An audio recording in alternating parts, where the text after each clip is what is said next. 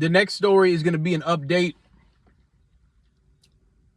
I might have to break these down in several different story times. Maybe I'll just do that.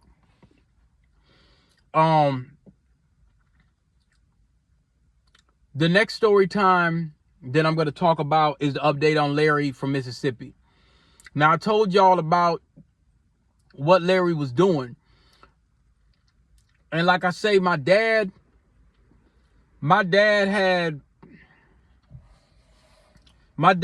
grew up, he was born in Mississippi, and he grew up a lot of time in Chicago, as most black folks from the deep South did.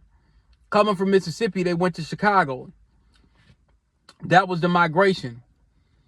So I just want to clear this up. Chicago still has black neighborhoods. That's one thing I can say. Now, there's some things, it ain't perfect. Yeah, you got the drill stuff. You got that. Every city got that. And what I was saying about that thing with the Mellow Bucks thing, that's one side of Chicago.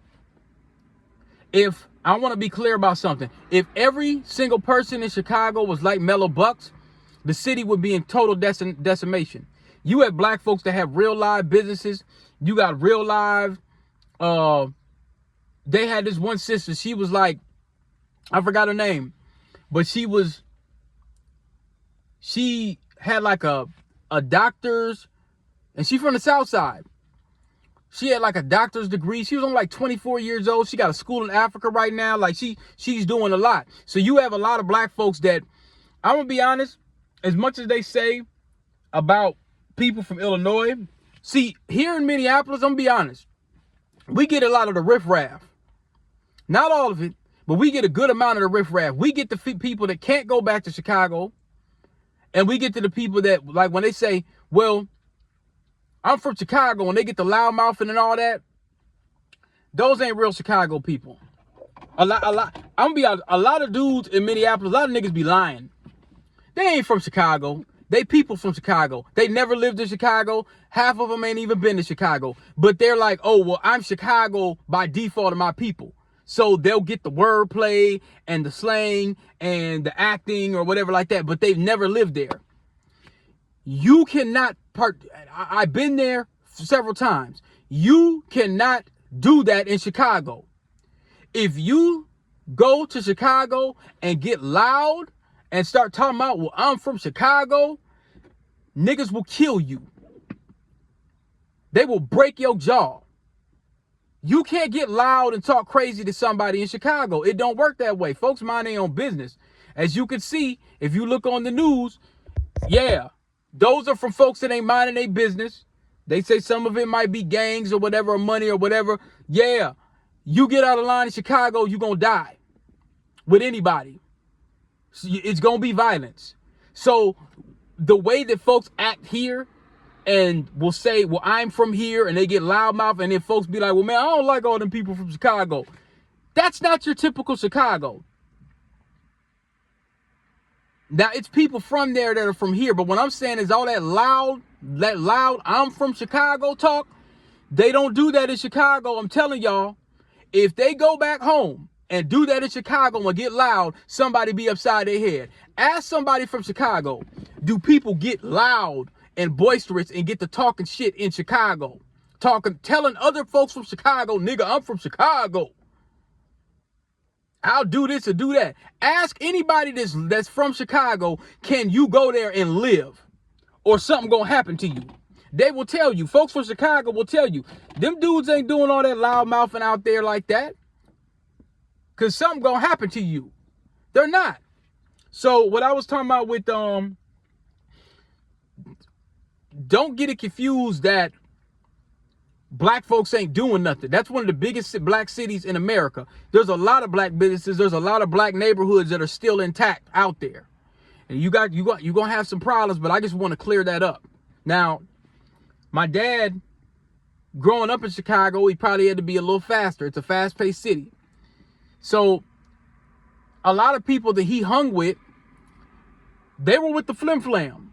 It was always a scam or a scheme or something going on. So that one dude from Larry was from Mississippi. Larry knew how to, I told y'all how to hook up the cable. He scope out the drug dealers. He'd steal their drugs. He would be doing all kind of stuff from what I grew up seeing.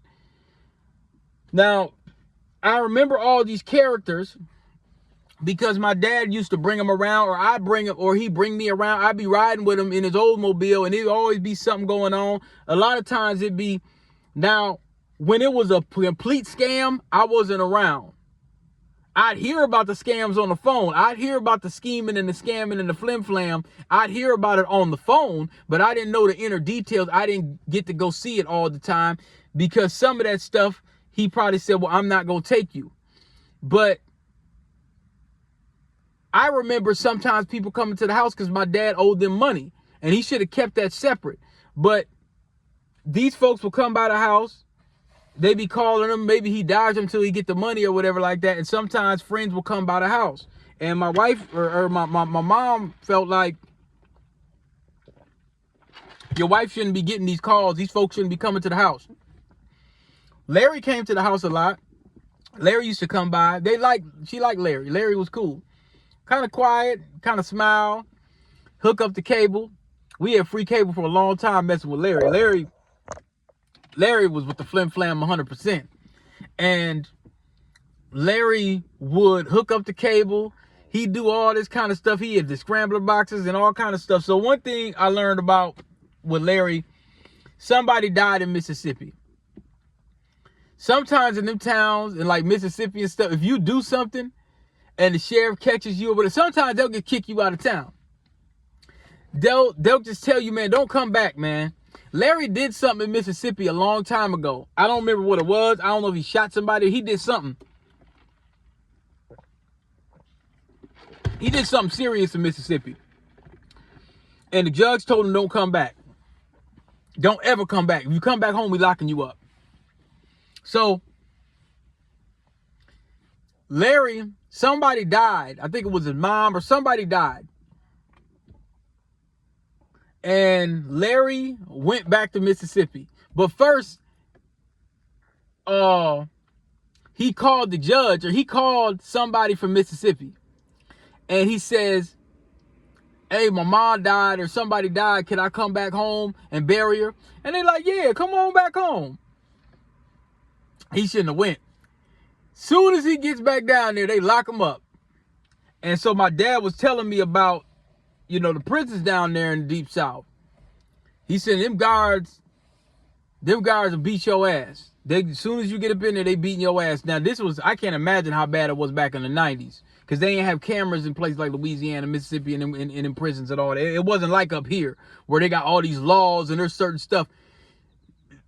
Our prison systems and jails is night and day.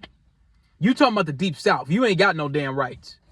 You ain't got no damn rights in places like that. I mean, we're seeing the cruelty and unusual punishment from stuff that happened back then that's still happening to this day with cameras. So I can't imagine how it was in the 90s. It was probably just brutal.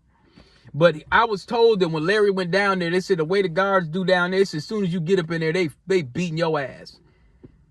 If there's lockdowns and stuff, I was told that the guards just coming in with they swatting the team and they whooping everybody's ass. Everybody getting their ass kicked. They just coming through and everybody billy clubbed up. I mean, you getting your ass stomped to dust. So that's what I was told.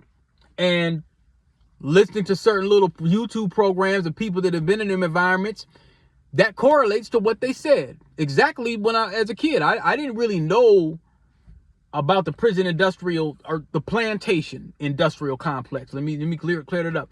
I didn't know a lot about the plantation industrial complex. So now, I think Larry eventually came back up to Minnesota or whatever. But what I do know, what I heard there was word of, this is what I remember hearing as a kid, that eventually he became a Fed. Eventually he became a Fed. That's what I heard. I don't know if it's true. Hopefully Larry's alive and well. I don't know. But I heard that he eventually became a Fed. And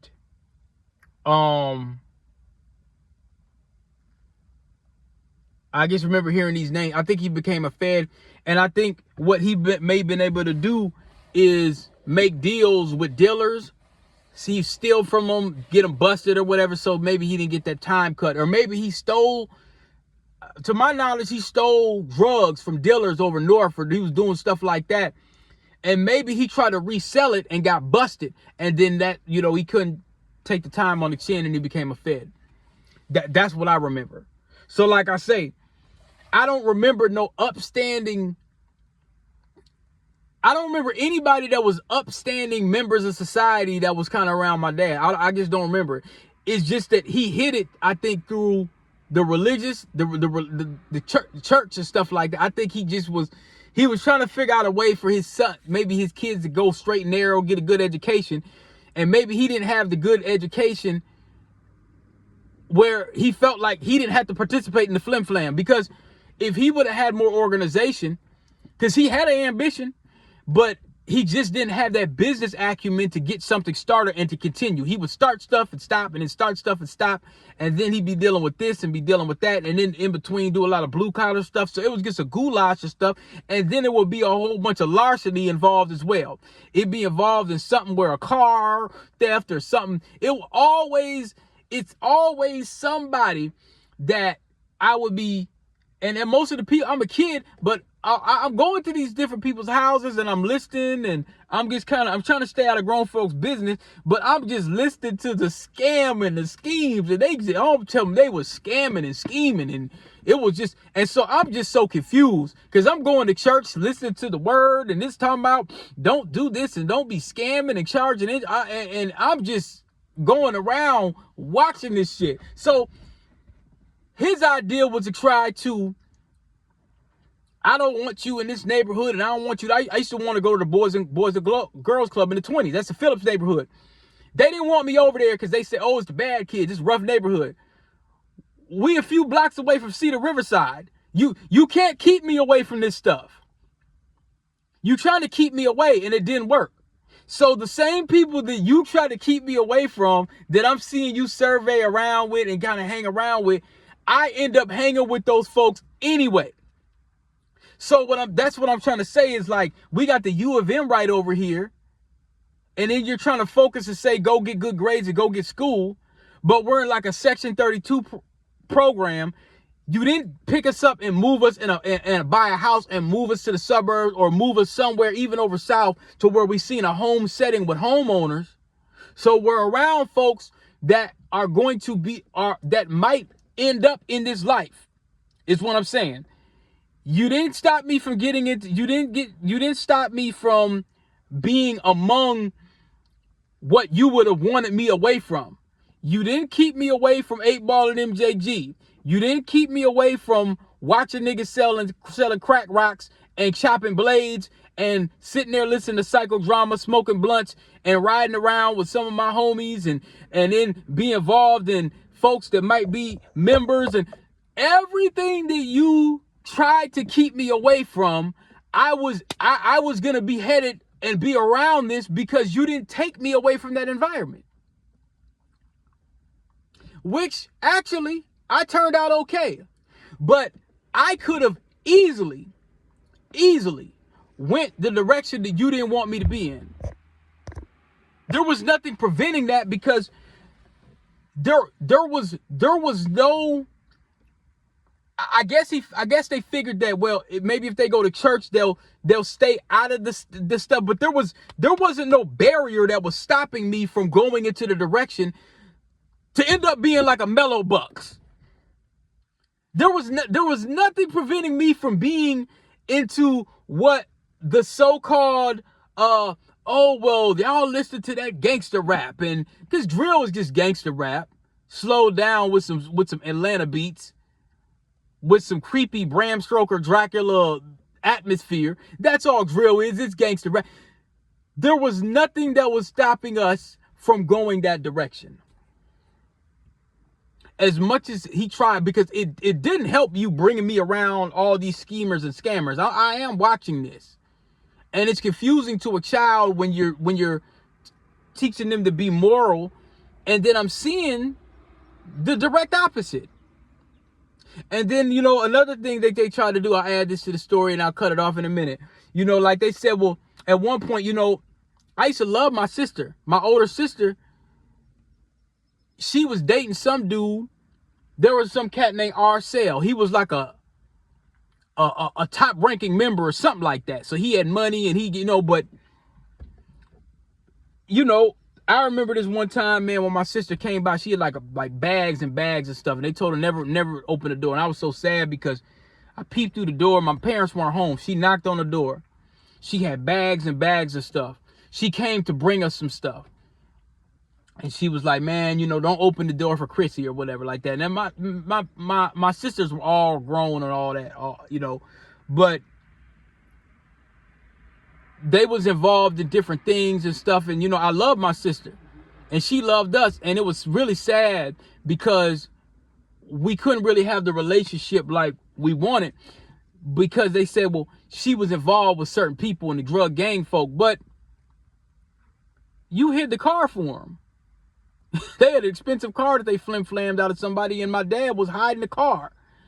This is a $100,000 car. Like, I don't know, it wasn't no cheap car. You know what I'm saying? It was an expensive car. Or maybe like $50,000 around that time. I don't know. It was expensive. But he's hiding this hot-ass car that they done boosted and pulled the plates or something like that. So you're still doing these things, but you don't want me around her. And she ain't gonna put me in no harm, but I guess she figured, well, if you have my sons around this kind of stuff, but the thing is you're not too far removed. I never really understood the point.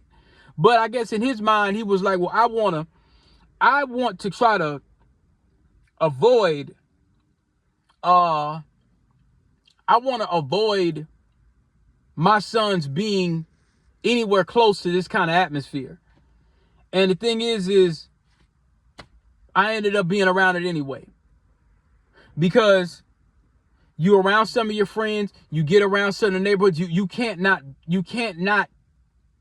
get some of it, because it's not like I was put in any magnet programs or stuff that was away. We're right down the street. I'm gonna go over southeast to Luxton. I'm gonna go to PV. I'm gonna go to Cedar Riverside. I'm gonna go over in. I'm eventually going to go over. I'm eventually going to be around this stuff. You can't stop me from being around it because I haven't been giving it, you know. So what did it for me was basically my mom was telling me that if you get involved, I can't come bail you out. So I kind of knew that. So anything that I was around or involved, and I seen a lot of different things, and I made sure not to get too entrenched into my friends or some of the folks that was around with certain things. I would wheel and deal just a little bit, just enough to maybe get me a little couple bucks here and there, but I never got deep. And some of my friends will be like, and some are like, they have like older cousins, uncles, whatever the case may be. They might be like, well, they just wouldn't let me do it. Sometimes, like I told y'all, I done seen situations where it's just, loads of shit. Man, I want a Caprice Classic too. Nope. These folks from Chicago too sometimes. They be like, no, DP, nope. This ain't for you, bro. They could tell what wasn't in me. You gotta have a larcenous heart in order. I'm talking about when you selling crack, you have to have to be somewhat kind of heartless to do these things and sell these things and to sell them to your people. And to my knowledge, from my understanding is their argument was no. Because there's times where I would have been like, man, fuck, I want to ride 8-ball GG 8-ball. I want to listen to 8-ball MJG and ride 20s and listen to Guerrilla Warfare Hot Boys. I want 20s on Caprices too. And there was times where people told me, no, man, nope, you do computers. Not giving it to you. Nope. I know. And I'm looking at this shit knowing that it could get me the evils that I want and the evils that I desire. And I'm still kind of like, this Burger King shit, this little Hardee's and Wendy's and all, this ain't it, man. Those are the vices and the pressures of being young black in Minneapolis and seeing niggas ride around with nice cars and pockets full of money and got the bad broads and all of that kind of stuff. And you knowing this is detrimental if you do this, but you don't like walking up to the bus and getting roasted because you ain't got no money. You don't like being the last pick because the bad broads is picking the dope boys. And you have to wait. And you have to just work your little bullshit ass job. And you gotta wait in order to chop blades and get the bins and get the women and get all of this kind of stuff. To get the evils in your heart desires, you have to sit there and be tortured and gotta wait. Because your parents didn't have no inheritance. And you didn't grow up in the suburbs in a big ass house. And you're not connected or affiliated directly where you have direct access to be able to get these things because that's what your heart desires, because that's what you see. And you have to suffer and be tortured and work this bullshit ass little minimum wage job while everybody else chopping blades and riding in Caprices with 350 engines and their names the talk of the town. And you have to sit there and just take it. And that's, you wonder why when they say, well, why some of these young dudes, they want the deals, they want the record label, or they want the clout, they want the money so they could buy the house and they want to ride forward, they want to be Chief Keef. That's why they want to do it. But the lawyer and the doctor, that's not what they're seeing immediately. They're sitting there looking on a screen like, man, I could ride a Rolls Royce too. And 9 times out of 10, they're not going to ride no Rolls Royce. You're going to do a song this year, opposite, you're going to die. That's probably what's going to happen. You're not going to get a deal like Chief Keef and Take a Phone and all them niggas. You're 9 times out of 10, you're not going to. And then when you get involved in the street flim-flam, you're going to die too. You're going to prison. You're going to die. Life with no parole, you dead, nigga. The world wrote you off. You're dead. You see what I'm saying? So that's some of the pressures growing up. And that's what's happening nationwide. Because those are the things, the evils that your heart desires. You're not thinking about the boys. And, you know, I know some people, Booker T. Washington, George Washington Carver. You're not thinking about that. You're not thinking like, well, damn, I could just work in a little lab, get a scholarship, or I could, you know, get a little stem cell research scholarship or whatever. You know what I'm saying? Those are not the things that our parents told us we could do. It's just like, just go to school and get a degree. And that was good enough. That was good enough because you got to think, my parents didn't graduate. Nobody went to college. My mom went, and this is another story I want to get into. The Minnesota School of Business. We'll do it on the next one here.